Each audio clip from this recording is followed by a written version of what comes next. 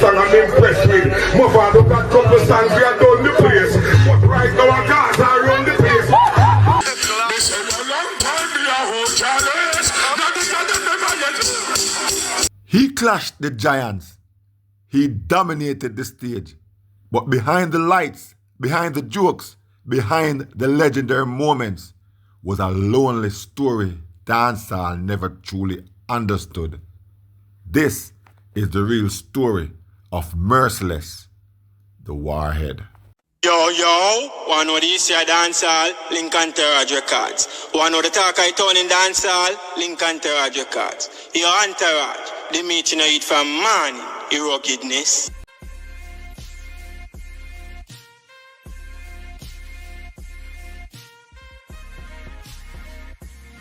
Bless up, and welcome back to Entourage Records. You're new via here, please consider subscribing. Turn on your post notification bell so whenever I make a new upload, you can be the first to be notified. Merciless the Warhead, one of dancehall's most fearless, witty, and naturally talented lyricists. A man who came from humble beginnings in Clarendon and rose to lyrical royalty with nothing but pure skill, raw hunger, and a voice that could command any stage show across Jamaica. But behind the clashes, the jokes, the confidence, and the legendary moments was a lonely, painful journey that few ever understood. Today, we look at what really happened to Merciless. His rise, his rivalry, his isolation, his struggles, and the mystery many fans still talk about after his passing. This is the real story. The story most people never got to hear. Leonard Bartley, born in Turner District, Clarendon, didn't enter dancehall with hype or industry connections. No main street, no indie street, no shocking vibes, no madhouse, no links, no nothing, just pure talent. In the 90s, he exploded on the scene with songs like Mavis, Mr. Houdini, and Let Them Have It. His voice was unique, rough, comedic, and aggressive. He instantly stood out. But what really separated Merciless from other new artists was his lyrical fearlessness. He would clash anybody, anywhere, anytime. From the moment the sound string up and you have a microphone in your hand, Merciless will want to clash you even in fun. From the moment he touched the mic, the crowd loved him because he represented the raw, competitive spirit of dancehall. Merciless was not just good, he was dangerous. He clashed some of the greatest artists in the business, like a Bounty Killer, a Beenie Man, a Ninja Man, a Kiprich, and several other artists. But the most iconic moment came at Sting 2000, where he faced Bounty Killer, Beenie Man, and Ninja Man all at once. This was where Merciless really stood out and Merciless really made his name. Most artists probably would have backed down from the clash, but Merciless welcomed it. In fact, he was the one who called out Bounty Killer, and he was also the one who called out Beenie Man as well. Merciless held his own in one of the most legendary clashes that you'll ever see in dancehall history, because it was just him alone against three other artists. Whether people think him win or him lose, one thing for certain, that night cemented Merciless as one of the best clash artists dancehall have ever produced. But here's where the story took a turn. After Sting 2000, many people in the industry noticed something not right, as Ninja Man said. Like something not going on where they probably couldn't put a finger upon. But they realized that Merciless wasn't having the same support as his rivals. Bounty had the Alliance, Beenie had the Shocking Vibes camp, and Ninja Man had the Deep Respect. So basically, Merciless, he was alone. No clique, no protection, no major label backing. Some says he became a target.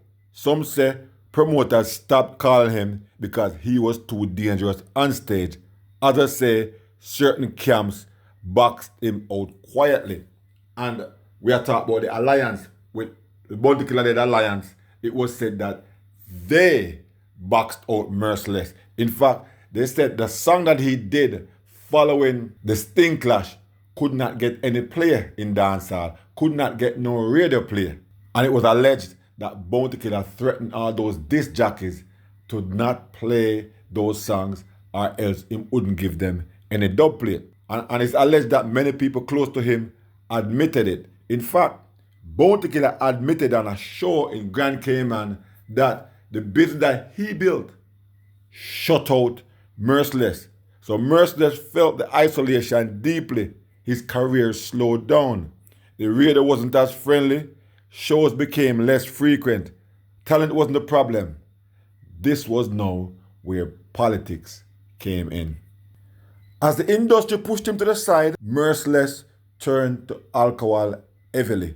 And that coincided with the passing of his wife, and he took it really hard. In interviews, he openly spoke about depression, loneliness, and betrayal. He lost close friends. He suffered financially because he wasn't getting the shows and the rotations like he normally would. He felt underappreciated by an industry he helped build. People around him said he wanted a comeback desperately. This was where one of the time Ninja Man had went down to Clarendon with him to build up something with him, to have a friendly clashes and stuff like that, to build him back, to build back his career, because Ninja Man realized Merciless wasn't getting as much rotation. But Merciless didn't have the modern day machinery behind him that the modern artists them enjoy today. This phase of his life was filled with pain, but even though all this, he still managed to record some music, he still performed now and again, and still tried to maintain his legacy. Around 2018 to 2022, Merciless made efforts to return stronger. He had new dub plates, frequent stage show appearances, interviews explaining his life story, showing fans he was still sharp. But beneath the smiles and the jokes, his close friends said he was battling loneliness more than ever. In July 2022, the sad news came. Merciless was found unresponsive in a hotel room in St. Andrew. No signs of struggle, no suspicious injuries, just a quiet, heartbreaking end to a loud, legendary life. Shortly after, his mother also passed, another emotional blow to fans. When the news reached the dancehall world, shock turned into a bigger question. Was Merciless supported enough? Veteran artists criticized the industry for how they treated Merciless. Fans said he was underrated his entire career because he was from the country. Others pointed fingers at the clash culture and internal politics. But the biggest moment came at his funeral, where many fans felt he was not honored properly by the community he helped shape. This reignited a discussion about how Jamaica treats its legends, especially the ones who never had a big team around them. Despite everything, despite the clashes, the politics, the loneliness, Merciless left a legacy that cannot be erased.